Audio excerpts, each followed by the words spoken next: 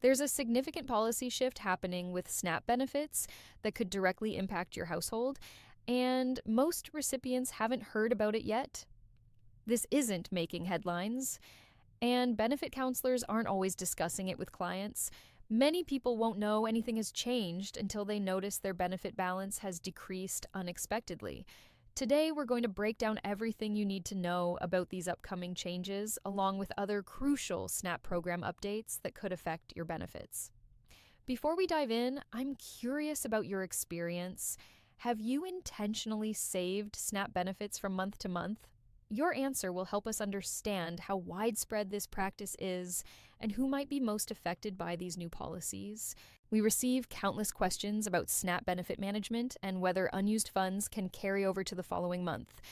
Many recipients are never properly informed about how the system actually works. The confusion is understandable because states often fail to communicate these important details clearly. Here's what you need to know right now. Yes, SNAP benefits do roll over from month to month, but there are limits. Each benefit dollar loaded onto your EBT card comes with an expiration date, though the specific rules vary depending on which state you live in. Federal regulations establish that SNAP benefits should expire after 274 days, approximately 9 months, of non-use. However, the way states implement this rule varies considerably, creating confusion for recipients across the country. Most states currently operate under what's called the inactive card model. Under this system, benefits are only removed if your EBT card remains completely inactive for the full 9-month period. This means no purchases, no balance inquiries, no activity whatsoever. If you make even one small purchase during those 9 months, the clock resets entirely. This approach has actually worked in favor of many recipients. People save their benefits for various legitimate reasons. Some elderly recipients on fixed incomes save up to purchase food for holiday gatherings with their families. Others receive such minimal monthly allotments that they need to accumulate several months' worth of benefits before making substantial grocery purchases. Some individuals experience hospital stays or medical emergencies that prevent them from shopping regularly, and they discover they've inadvertently built up a balance. These scenarios are far more common than many people realize, which is precisely why the recent policy memorandum from the USDA has raised significant concerns. On November 18th, the USDA issued a memorandum titled SNAP Expungement Options to all state agencies administering the program. This document strongly encourages states to adopt more aggressive policies for removing benefits from EBT cards. What makes this particularly concerning is that these changes could affect active accounts, meaning recipients who are regularly using their benefits each month could still lose older funds. Let's examine exactly what this memorandum states and what it means for you. The USDA memo explicitly states states are strongly encouraged to expunge benefit allotments 9 months after issuance, regardless of household SNAP activity, in accordance with regulatory requirements. This language is crucial. It's pushing states away from the current system that many use and toward a more restrictive approach. Option 1, the inactive card method, current standard. Under this approach, benefits are only reclaimed when an EBT card shows zero activity for 9 consecutive months. After the 9-month period passes, the household receives a 30-day warning notice.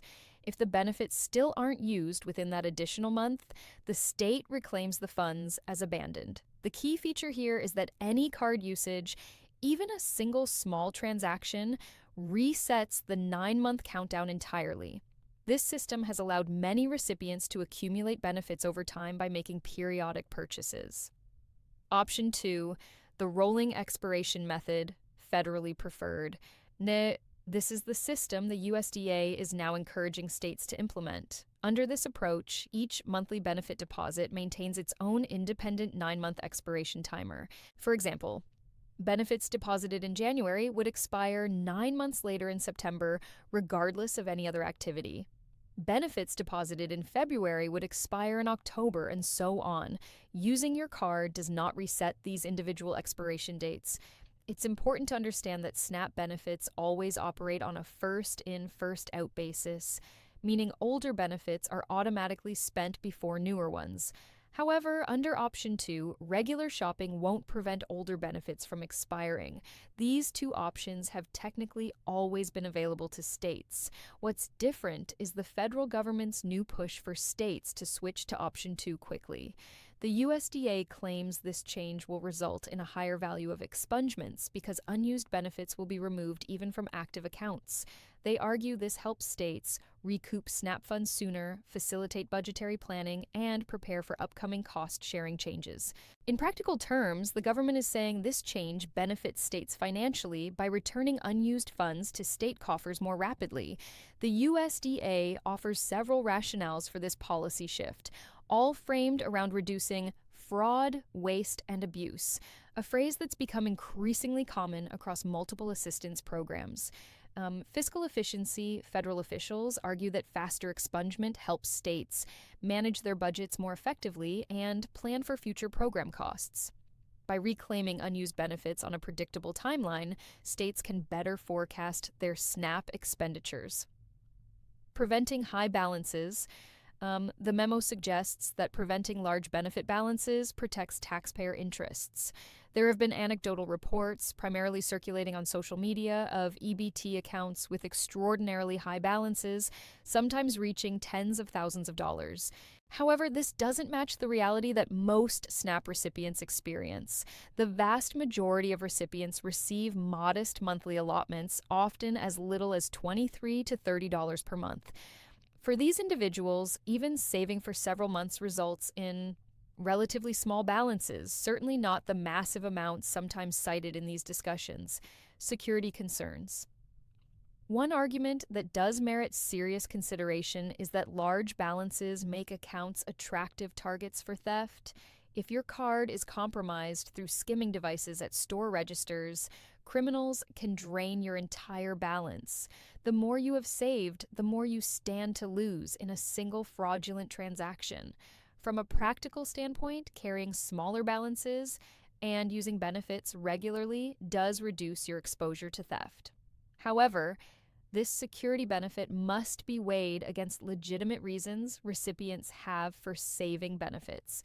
If your state decides to implement option 2, they must first update their state plan of operation and provide advance notice to all SNAP households before the change takes effect. This notification requirement is critical.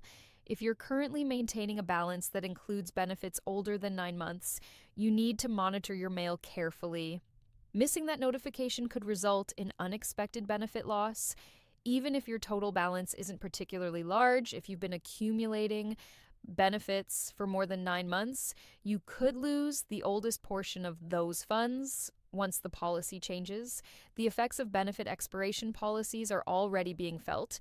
Recipients have reported situations where they carefully saved benefits for important purchases, only to discover funds had been removed from their cards without adequate warning. One person shared that their elderly relative who receives dialysis saved benefits for months to afford a special Thanksgiving dinner with family, but found money had been taken from the account without explanation. Another recipient explained that receiving such a small monthly allotment made it necessary to save for nearly a year before making substantial grocery purchases. These aren't stories of people gaming the system or hoarding benefits inappropriately. These are vulnerable individuals trying to manage extremely limited resources as effectively as possible. Unfortunately, benefit expungement isn't the only challenge facing SNAP recipients right now. Recent developments have created additional uncertainty around the program's future. The data sharing controversy. In May of last year, the USDA issued an unprecedented demand that all states share detailed SNAP recipient data with the federal government. This request included highly sensitive information, full names, residential addresses, social security numbers, lifetime benefit totals, and detailed transaction histories. This represented a significant departure from past practice. Historically, states maintained primary control over their SNAP recipient data, sharing only aggregated statistics with federal agencies.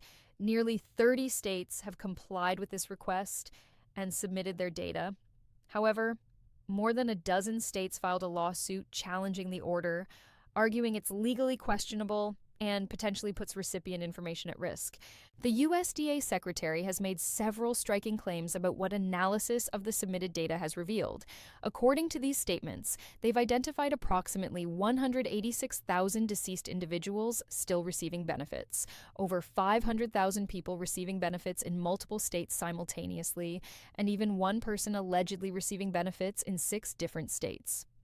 Federal officials argue that obtaining data from the remaining states is critical for uncovering the full extent of fraud and cleaning up the program. They contend these findings justify the data sharing requirement, legal challenges, and injunctions. The states that filed suit did achieve a preliminary victory when a judge granted an injunction in October, temporarily blocking the data sharing requirement. That litigation is ongoing, and it remains unclear how it will ultimately be resolved. Recent reports indicate the administration is now threatening to withhold SNAP funding from states that refuse to share recipient data. According to multiple news sources, the USDA secretary addressed this issue in a cabinet meeting, stating that as of next week, the agency will begin stopping federal funds to non-compliant states until they cooperate with data sharing efforts. When asked for clarification, USDA officials confirmed they would be issuing formal warnings about pulling administrative funds, though specific details about which funds and what timeline remain unclear. State responses vary. Different states are responding to these threats in different ways. Some state officials have indicated they're not particularly concerned, suggesting they no longer take every federal statement at face value, particularly given some communication confusion around other SNAP policy changes. Other states are taking a more cautious approach, preparing for the possibility that federal funding could actually be disrupted. If you live in one of the states currently involved in litigation over data sharing, there's a possibility your benefits could be affected in the near future. However, the situation remains fluid, and it's not clear exactly how or when any funding changes would impact individual recipients. The most important thing you can do is stay informed. Monitor any communications from your state SNAP agency, keep up with developments through reliable news sources, and don't hesitate to contact your state agency if you have questions about your specific situation. These recent developments raise fundamental questions about how SNAP should operate and what balance should be struck between preventing fraud and serving legitimate recipients effectively. How much should recipients be able to save? This question has become surprisingly controversial in online discussions. Some argue that SNAP benefits should be used immediately, within the month they're issued. Others contend that recipients should have flexibility to manage their benefits in whatever way best meets their household needs, including saving for larger purchases. The reality is that people have different circumstances. A household receiving $200 monthly can reasonably shop weekly or bi-weekly. But someone receiving $25 monthly faces a different calculation. Those funds might not even cover one adequate shopping trip. Balancing fraud prevention and flexibility. There's no question that SNAP program integrity matters. Benefits should go to eligible households, and fraudulent claims waste resources that could serve people in genuine need. However, aggressive enforcement measures can also harm legitimate recipients who are simply trying to manage their limited resources wisely.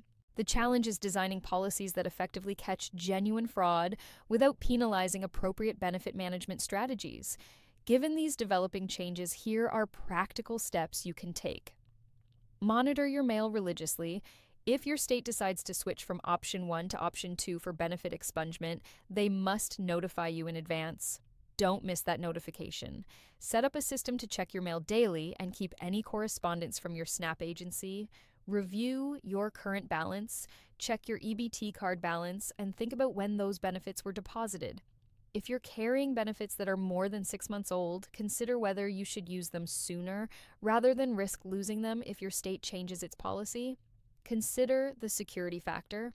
While you shouldn't necessarily rush to spend all your benefits, remember that larger balances do create larger targets for thieves. If you're saving significant amounts, ensure you're protecting your card and PIN carefully. Understand your state's current policy contact, your state SNAP agency, or check their website to understand which expungement option your state currently uses. This will help you plan accordingly. Stay informed about policy changes. Keep following reliable sources of information about SNAP policy changes. Understanding what's coming helps you prepare and avoid unpleasant surprises. The SNAP program is clearly entering a period of significant change and uncertainty. Between expungement policy shifts, data sharing controversies, and threats of funding disruptions, recipients need to stay more alert than ever. These changes aren't happening in isolation. They're part of broader discussions about social safety net programs, government efficiency, fraud prevention, and the appropriate balance between program integrity and recipient flexibility. Whatever your personal views on these policy questions, the practical reality is that millions of households depend on SNAP benefits to meet their basic food needs. Policy changes that seem abstract in memorandums and legal filings have very real consequences for real families trying to put food on their tables. The intersection of benefit expiration rules, data sharing requirements, and funding threats creates a complex and potentially challenging environment for SNAP recipients. While some of these measures may indeed help combat fraud, they also have the potential to harm legitimate recipients who are using the program exactly as intended. The most important thing you can do is stay informed and proactive. Don't wait for problems to develop. Understand your current situation, monitor for changes, and be prepared to adapt as policies evolve. These programs exist to help people during difficult times. Ensuring you understand how they work and what's changing helps you maximize the support available to your household while avoiding preventable problems. Keep watching for updates, protect your benefits, and don't hesitate to ask questions if you're uncertain about how policy changes might affect your specific situation. Knowledge really is power, especially when navigating complex government assistance programs.